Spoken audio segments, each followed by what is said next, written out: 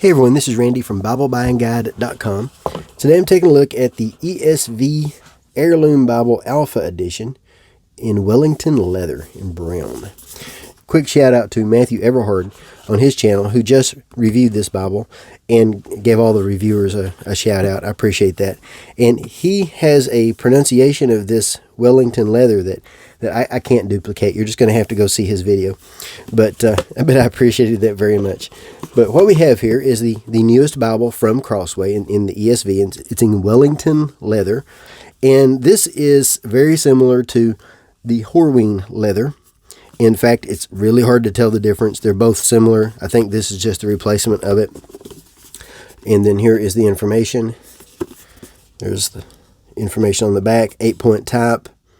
This is a double column setting. The leather is produced in Valencia, Spain. So let's take a quick look. So this is a hand-sized Bible. I love the size of this thing. Go ahead and look at the size real quick. It is overall size, almost 5.5 by 7 3/4 by 1 1/4. So this is a beautiful size. I love that size. The leather itself is smooth. It does take scratches fairly easy, and that's just the type of leather it is. It does show wear over time. Dry stamped on the spine. There's our raised hubs.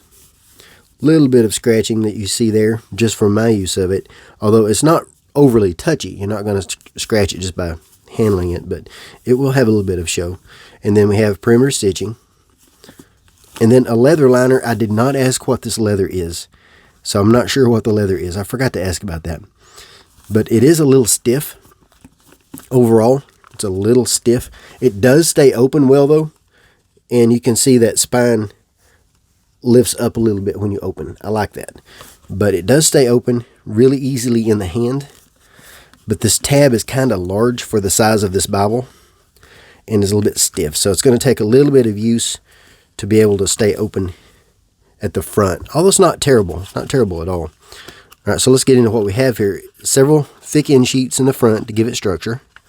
And then we have the really thick semi-gloss paper for presentation page, and then family pages for marriages, births, adoptions, and then deaths.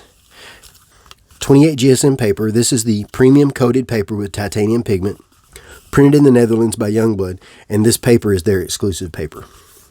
It can be a little bit difficult to turn, and partially due to the weather, partially due to the fact that it's small footprint, I find the same paper in larger Bibles easier to use. I don't know if it's just me or if that's just there's more paper to grab. I'm not sure what that is, but I do find it a little easier to use in larger Bibles. But this is not terrible at all. And then we have our text. There it is, open in Genesis. That's not a problem. Staying open fairly well, so it's not too stiff there. It is Smythe sewn, of course, like most good Bibles today are. You can see the sections there. And there's our art gilt, a little bit of a salmon color. But here's the text, 8-point font with a decent leading. It looks good. It's easy to read. The verse numbers are large and bold for the size relative, so it's easy to spot them quick. And then we have footnotes across the bottom. Now these are a little bit hard to see. The 8-point font I don't have any trouble reading because it's dark, but the footnotes are a little bit difficult to read. And all the ESV footnotes are here. The footnote keys are especially hard to read, and you don't have much trouble finding them in the text. So there's a footnote, there's a 5. So they don't stand out real bad, but they're noticeable. So when you're reading along, you might make a pause thinking that there's punctuation or something there causing you to pause a little bit. I kind of do that a little bit awkwardly sometimes. 2 ribbons. I always forget to mention the ribbons. And they're small ribbons. They're narrow, which does work for the size of this Bible, in my opinion. Larger Bibles, I think, need wider ribbons, but the narrow are okay for me for the smaller Bibles. So, paragraph format, and then we have poetry.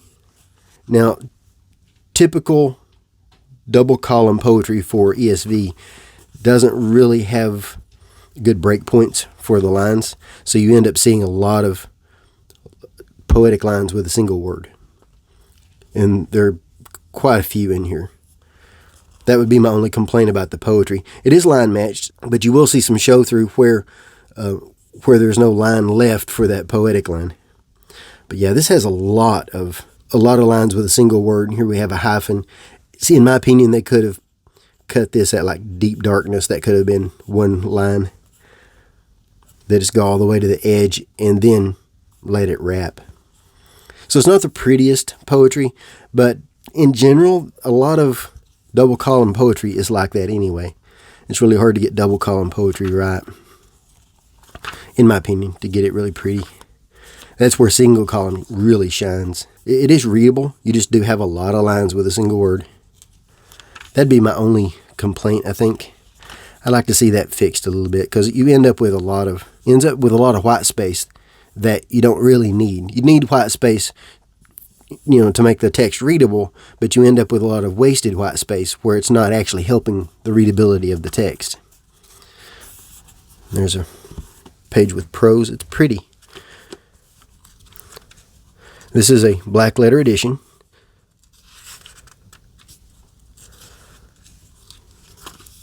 So I find this text easy to read. Even though it's 8-point, it kind of reads a little larger than that to me. Maybe even closer to a 9-point. Not saying that it is in that size, but the white space around the text, it's balanced well. This is one of the better layouts, in my opinion, for double column, except for the poetry. Then after the text, we have a table of weights and measures. Now this information is also found in the footnotes. And then we have our 8 ESV maps on the semi-gloss paper. Actually, it might be more of a matte paper. It's kind of a matte finish. And then they are kind of, I don't know how to describe those. Maybe a subdued color. It's usually what I call them. There isn't an index, so it's hard to find some of the things. And some of the places are really small. You see the text printed really small. So if you need large print text, you're not gonna be able to read some of the things on these maps. And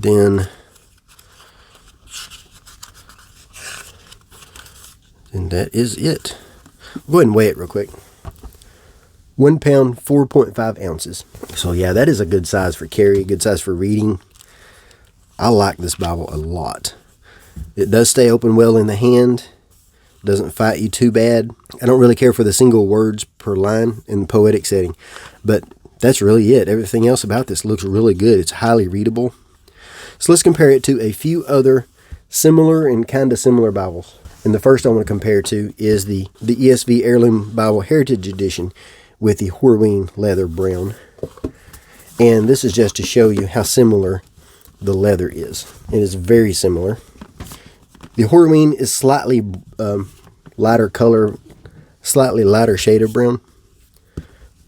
Not that it's a light shade of brown at all, but there's how they compare. It's really hard to tell much difference between them. Maybe slightly waxier feel on the Horween than on the Wellington. They're so similar, it's hard to say. Yeah, I don't think there's much difference really. There's not enough difference to care. But for example, of the Bible itself, here's the difference in size. And then the text. This, in my opinion, is one of the best, if not the best, layouts in any Bible, in any translation. If I had to point to one Bible that was the best design, I'm going to call it the Heritage. And I want this Bible in every translation. Here is how they compare. I'll zoom just a touch. Yeah, I highly recommend the Heritage. If you're looking for a larger Bible that's easier to read, and of course you can tell the beauty of single column versus double column in poetry. There's no comparison. I'll always choose single column in poetry. I do like double column in prose, but I prefer single column in poetry. But both of these are excellent Bibles. The Alpha has the advantage of being a little bit more carryable because it's a smaller footprint and because it's thinner. But I love the design of the Heritage. Next is the ESV Heirloom Thin Line. This is probably the best Bible to compare to, simply because both are double column text editions. Here is the footprint.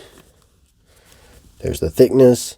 The Alpha is slightly thicker, and the Thin Line has a much larger footprint. And here's how they look.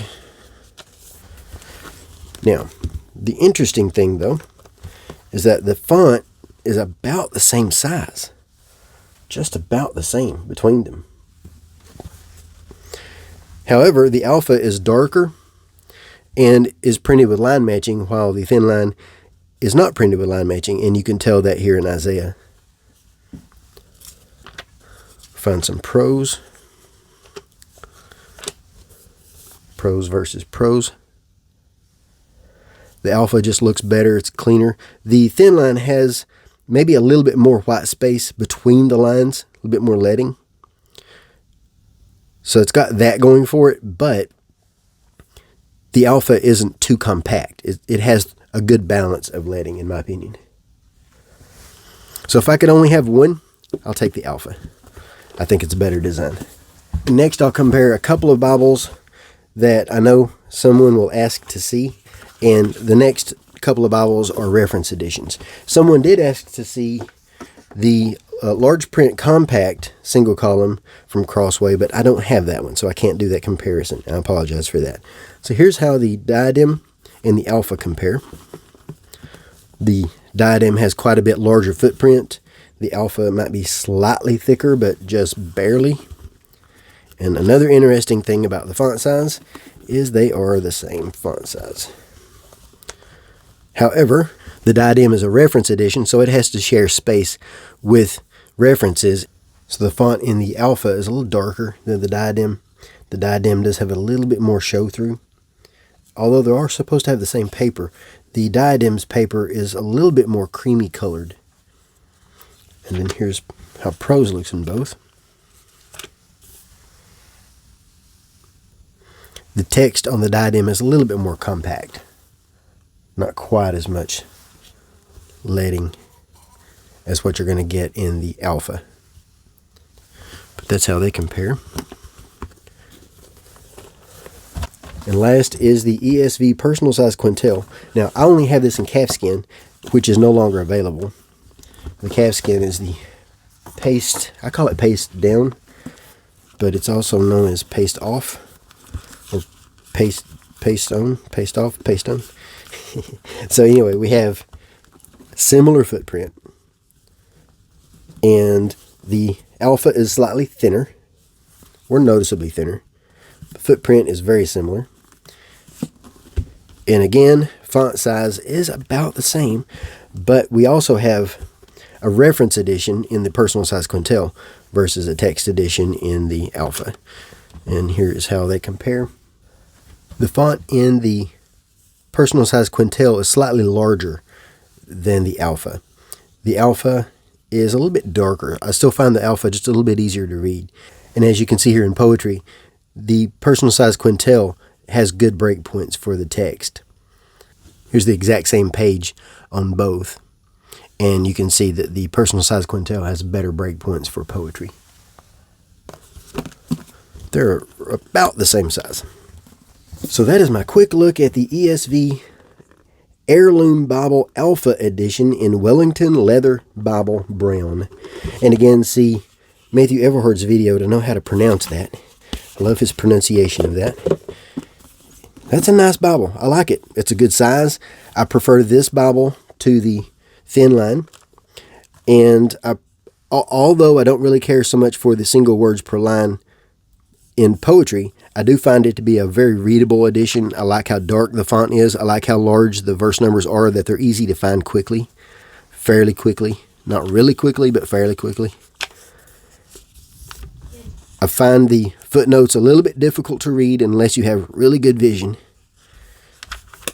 But overall, this is a good size for carry. It's a good size for reading. I like small Bibles, and this one is excellent. It is a little bit pricey.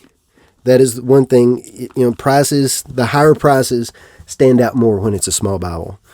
But the materials are still, premium materials. So there we go with the ESV Alpha Edition. I'll place links in the notes so that you can make a purchase if you're interested, and also links to the written review at Bible Bind Guide, where I always go into more detail. If you have any questions, most likely you'll find the answer there, because I always go into more detail in written. And then Crossway did supply this in exchange for an honest review, and that is my honest review. Thanks.